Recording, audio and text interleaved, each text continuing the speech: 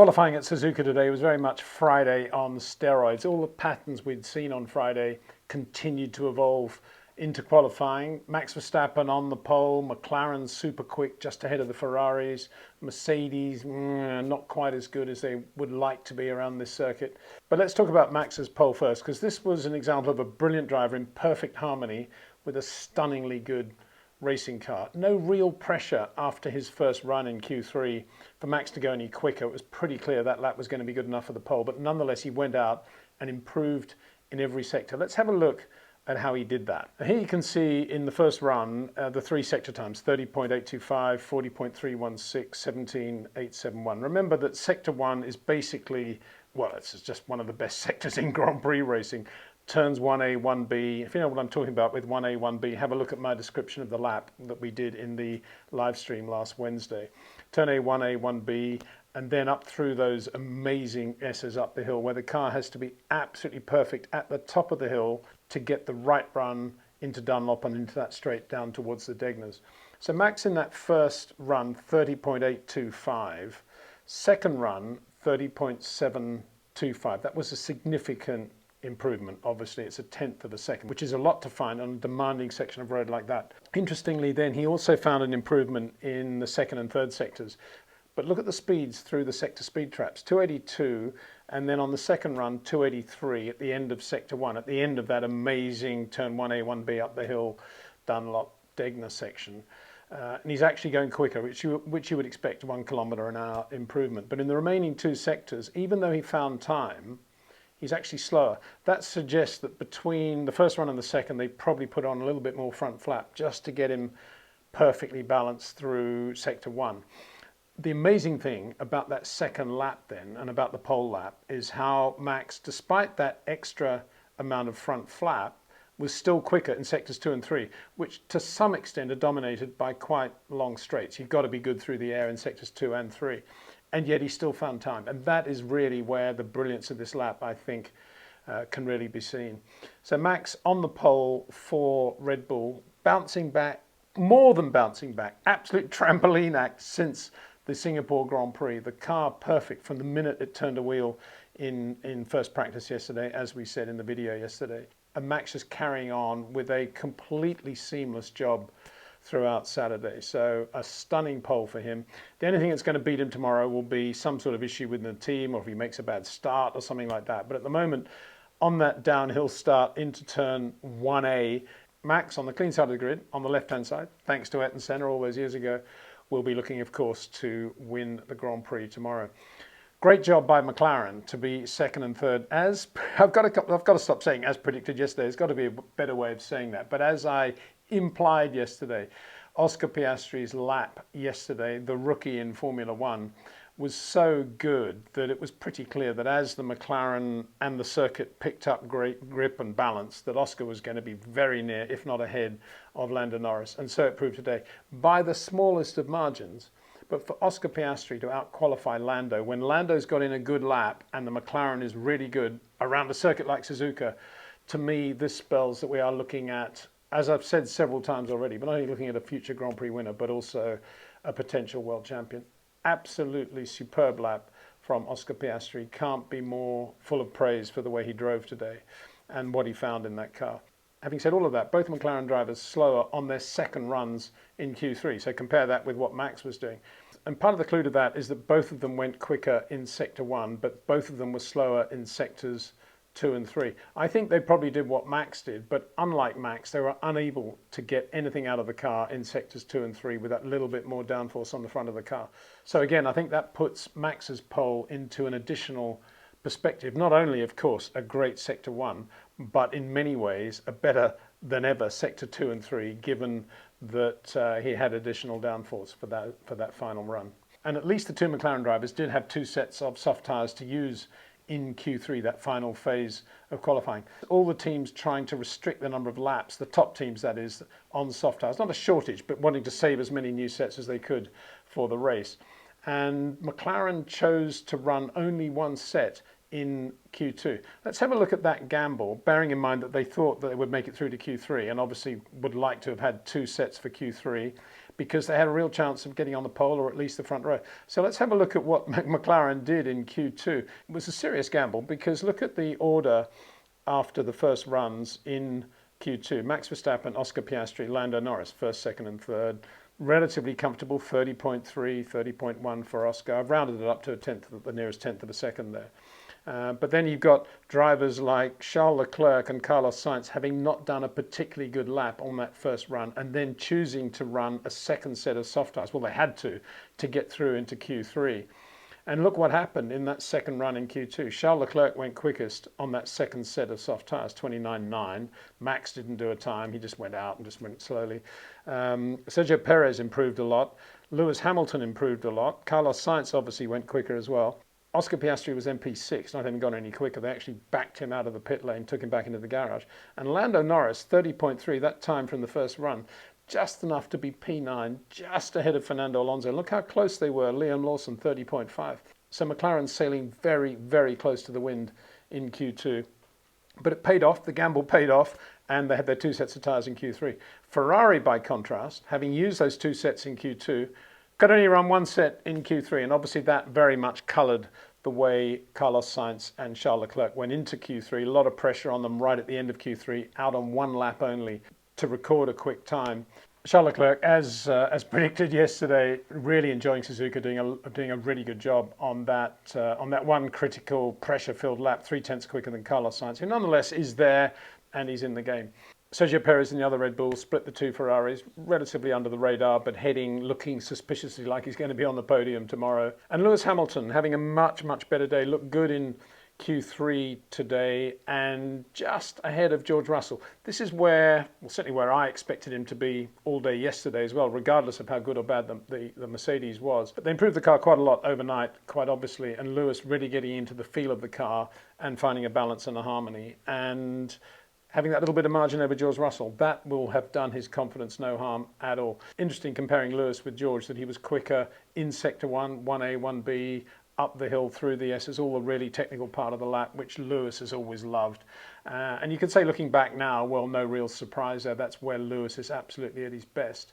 But George has been so good on the limit recently that he couldn't take anything for granted. Just thinking about the S's, to me, Max Verstappen was absolutely position perfect. It was quite difficult on the lap, I think, to see Max's use of short corners. You saw it going into the Degners. But what was so outstanding, I thought, about Max's final run, which we saw very clearly, was going into the S's, how he started his approach into the S's absolutely in the middle of the road. In other words, he didn't ask too much of the Red Bull on the exit of 1B, what everybody else calls turn 2. He just had enough freedom to be able to move the car back to the middle of the road perfectly for the approach into the S's, whereas most of the other drivers are using as much road as they possibly can coming out of B and then asking a little bit too much of the car, carrying a little bit load in that change of direction going into the S's. And I mention that because that additional load that you have and the weight transfer going into the S's can impede you all the way up the hill to the top of the hill. You carry that weight transfer, the effect of the weight transfer. And Max just got that absolutely perfectly. I suspect Charles Leclerc did. We didn't actually see, I didn't get to see him going into the S's there. And I suspect Lewis, that's where Lewis was really good in the Mercedes as well. But I've got to say suspect because I didn't actually see them. But that to me was the beauty of Max's lap. And that is a quality driver like Max. And I'd include a Charles and a Lewis there if they're comfortable in the car. That's where you're going to see it at Suzuka. And a shout out to Lando Norris at this point because he was the quicker of the two McLaren drivers through Sector 1 as well. Fractionally quicker than Oscar, but nonetheless really, really good up the hill as well. Fernando Alonso, we'll just go back to the McLaren Q2 gamble. You can see how near Fernando was not to making it through to Q3 as well, having to run a second set of tyres. He was out after the first run, 31.3, and then did a 30.4. He starts P10, actually beaten by the one interloper, if you like. If you have the two Red Bulls, the two Ferraris, the two Mercedes, and the two McLarens, you've then got Fernando Alonso and the Aston Martin, all the top runners. Who was the best of the rest? Yuki Tsunoda in front of his home crowd, looking a little bit all over the place yesterday, but really good today. Bit of shouting and screaming, typically Yuki on the radio in traffic in FP3 when it didn't really matter, of course. But he did a really good job in qualifying to out-qualify Fernando and start ninth in the AlphaTauri. So the Japanese fans going absolutely crazy about that, particularly as they've just announced at AlphaTauri that he will be staying, obviously backed by Honda, for 2024. And his teammate will be in 2024, despite the excellence of his driving over the last 3 races at Zandvoort, Monza, and now at Suzuka. Liam Lawson will be having to relinquish his seat back to Daniel Ricciardo, who's got that drive through to the end of 24. Good news for Daniel, of course. Quite lucky, I think, to be doing that. I'm not sure he would have been going as well as Liam has, to be honest. But anyway, that's just my opinion. And I'm kind of saddened that Liam doesn't have a firm Grand Prix drive. Having said all of that, and with reference to my live stream last Wednesday when I talked about how that kink after the last chicane is accelerating down the pit straight is very deceptive, because you're out of the chicane and you think, oh yeah, pit straight now. But it's quite a pronounced kink, as Timo Glock found out in the Toyota many years ago when he had a big shunt.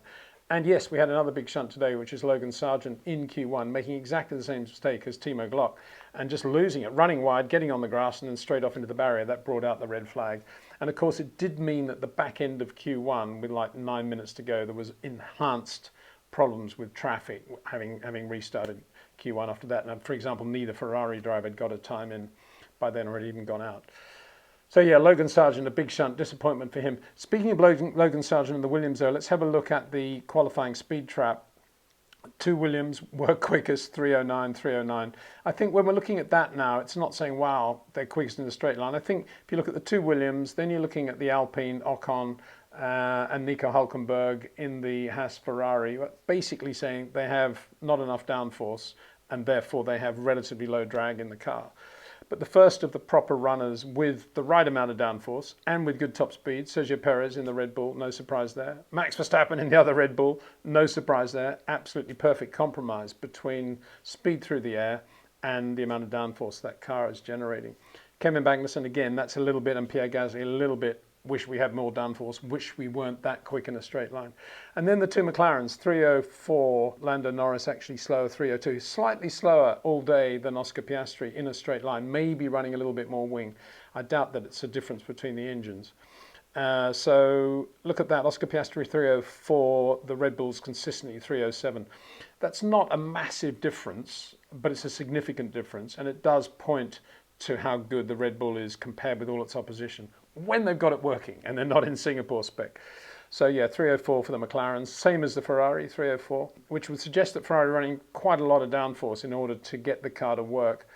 And it's still not as efficient as certainly not as the Red Bull package, and probably not as the McLaren package. They're probably running more front and rear wing than McLaren. They're not getting as much downforce from the centre of the car from under the floor. Yuki Tsunoda, 303. Well, a lot of people at 303. Lewis Hamilton, George Russell. So that is a significant difference, obviously, between the Red Bulls and the Mercedes. That one, 303 to 307, and even to McLaren. So Mercedes obviously going to hope to have a decent start tomorrow, because they're going to be struggling to do any overtaking in the race with their top speed relatively low like that. And Fernando Alonso and the Aston not quick in a straight line either. FP3 run efficiently and cleanly in nice weather today. Nobody ran any fuel runs apart from Ferrari. Normally it would be Red Bull again doing backup work, but no, Max focusing on the lap. I guess that's an indication of how important front row pole is at Suzuka if you're capable of getting the pole, because it's not an easy circuit on which to overtake. Sad to say that, because when this circuit was designed, it was designed with quite long straights, very long straights, but it's not enough with these huge Grand Prix cars today and the way they are, really, to say, yeah, easy overtaking. So Ferrari did those runs. Just have a look at what Ferrari did on the soft tyre. Charles Leclerc, again, slight edge over Carlos Sainz, but both of them looking pretty good, pretty consistent. 36.1, 36.3, 37, 37.2, 36.8. Good run by Charles.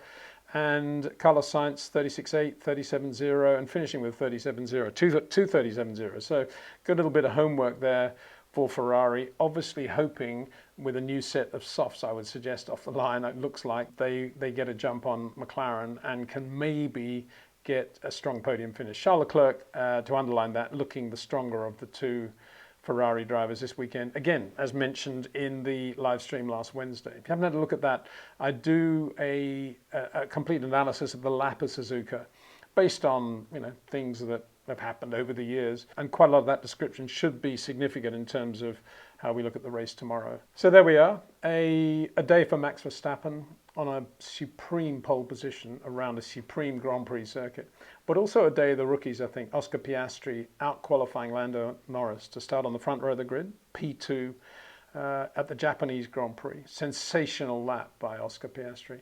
And also the P11 by Liam Lawson, the New Zealander, standing in for Daniel Ricciardo at AlphaTauri. Really good performance by him as well. Almost made it through to Q3. He was in the points in Singapore.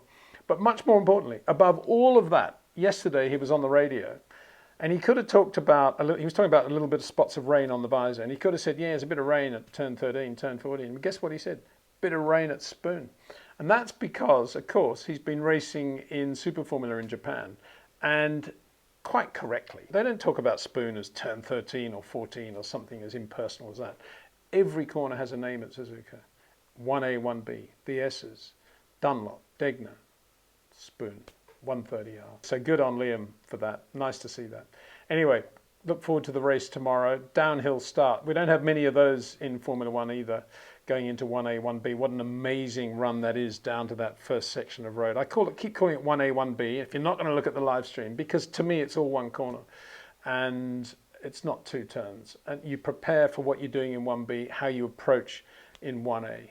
And what you do out of 1B defines what you do through the S's. That's what makes Suzuka such a great lap, and that's what made Max Verstappen's pole such a great lap as well. See you tomorrow.